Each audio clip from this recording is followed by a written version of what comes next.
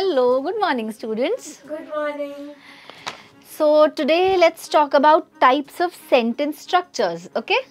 So we use sentences every day, don't we? Yes. Okay, so tell me, what are sentences made of? Words. Right. And how are these words arranged in a sentence? Won't the arrangement depend on what kind of sentence it is? Exactly, right. In English, there are 4 main types of sentence structures, namely simple sentences, compound sentences, complex sentences and compound complex sentences. So now let's talk about simple sentences. A simple sentence consists of a subject and a predicate. It expresses a complete thought. A simple sentence can have any of the following 5 patterns. Subject plus verb, that is SV. Subject plus verb plus object, SVO. Subject plus verb plus indirect object plus direct object, that is SVOO. And subject plus verb plus complement, that is SVC. And subject plus verb plus object plus complement, that is SVOC. Okay, so these are the 5 types. Now, can you give me an example for the SV sentence pattern? Dogs bark. Good. Now think of an example for the SVO pattern. Valmiki wrote the Ramayana. Good. Okay, now give me an example for the SVOO and also tell me which is the direct object and the indirect object in this example. The teacher asked a simple question to the students. The indirect object answers the question to whom. So, the indirect object in this sentence is the student. Direct objects answer the question what. So, a simple question is the direct object in the example. Excellent. So, does any one of you remember what a complement of a sentence is? A complement adds more information about the subject or the object. Okay, great. Correct. Now, give me an example for the SVC pattern. Radha feels cold. Cold becomes the complement of the subject in this example. Very good. Now next, form a sentence using the SVOC pattern. The court found the accused guilty. Yes, right. Now we learn about compound sentences. Okay, so compound sentences. A compound sentence consists of 2 or more independent clauses joined by coordinating conjunctions or conjunctive adverb or semicolons. Can anybody tell me what coordinating conjunctions are? Coordinating conjunctions are words that connect words, phrases or clauses of equal grammatical importance such as and, or. Correct. Now there are 7 coordinating conjunctions. You can easily remember them by the acronym FANBOYS. Okay, so do you know what an acronym is? Acronym is an abbreviation consisting of the first letters of each word in the name of something. So now remember the acronym FANBOYS. FANBOYS.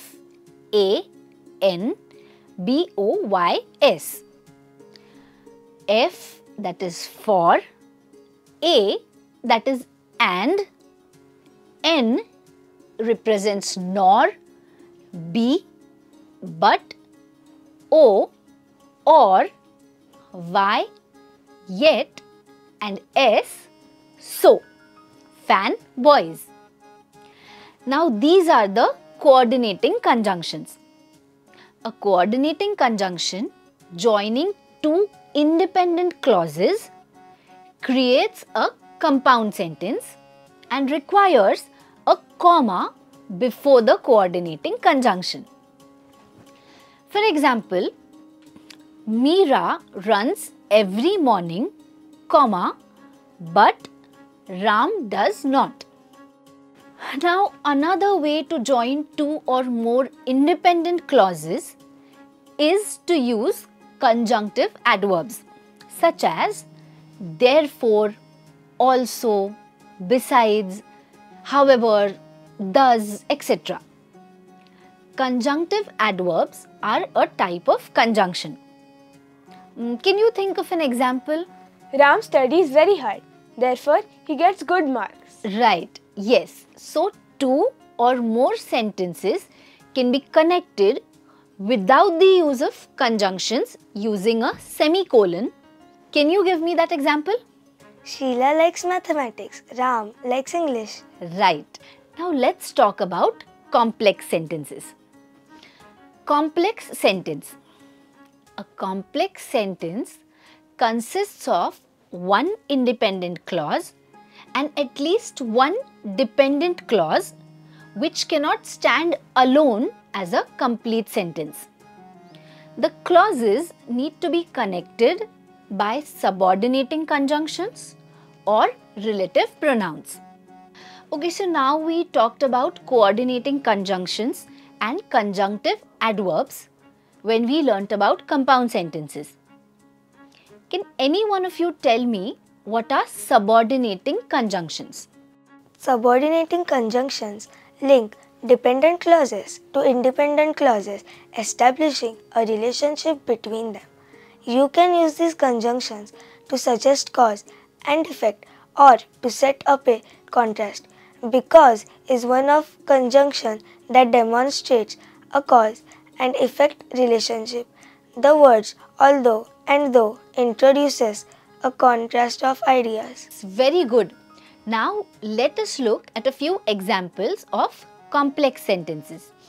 Can you give me few examples? First, although she studied, she did not do well in the exam. Second, I will go to the park if the weather is nice. And third, students stood up when the teacher entered the classroom. Right. So another way to form complex sentences is to use relative pronouns. Which other relative pronouns do you know? Who, whose, that, which. Yes, exactly correct. Now let's look at some examples. Raman Sharma, who is a doctor, is my neighbor. I saw a girl who had grey eyes. We will now identify the main clause, also known as the independent clause, and the subordinate clause, also known as the dependent clause in the examples we saw. Main or independent clause, she did not do well in the exam, and dependent and subordinate clause, although she studied. Main or independent clause, I will go to the park, and dependent or subordinate clause, if the weather is nice. Main or independent clause, students stood up, and subordinate or dependent clause, when the teacher entered the classroom. Main or independent clause, Raman Sharma is my neighbor, and dependent or subordinate clause, who is a doctor. Main or independent clause, I saw a girl, and dependent or subordinate clause, who had grey eyes. Now moving on to the final type of sentence, that is compound complex sentence. A compound complex sentence consists of two or more independent clauses and at least one dependent clause. It combines elements of compound and complex sentences. For example, she studied for her exam, but she couldn't remember all the answers because she hadn't prepared well. Okay, so now let's do an activity. I have a passage with me about good civic sense which uses only simple sentences. Now each of you should try and transform it into complex, compound and complex compound sentences, okay? How to transform one kind of sentence to another? First, we will read the passage. Then we're going to look at different slides to see how to transform into the different structures. Okay? Yeah. So, here's the passage. Good civic sense is important. It helps us to be better citizens. We can respect others and their property. We can follow rules and laws. We can keep our surroundings clean. We can be kind and helpful to others. Okay, so now that you've heard the passage, you can transform this passage into complex, compound and complex compound sentences. I will now transform the passage that you read into complex sentences. Complex sentence. Good civic sense is important because it helps us to be better citizens who can respect others and their property, follow rules and laws, keep our surroundings clean, and be kind and helpful to others. I shall transform the passage into compound sentences. Compound sentence. Good civic sense is important and it helps us to be better citizens. We can respect others and their property, follow rules and laws, keep our surroundings clean, and be kind and helpful to others. I will try to use complex compound sentences. Complex compound sentence.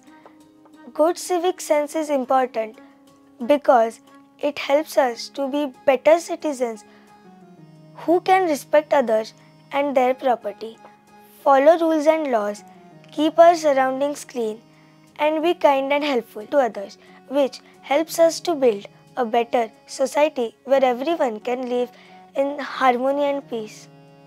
What did we learn?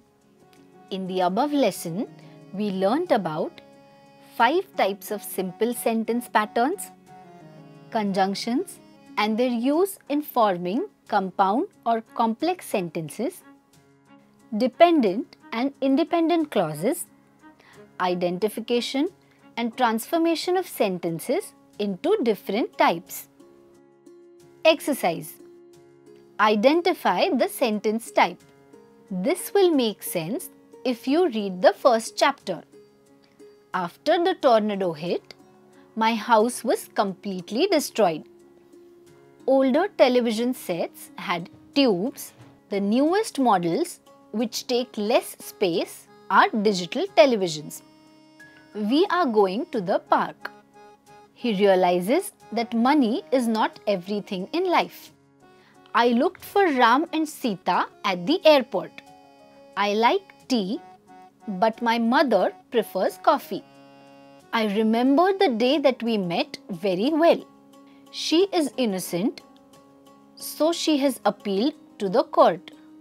He wanted to go to the movies, but she preferred staying home because she was tired.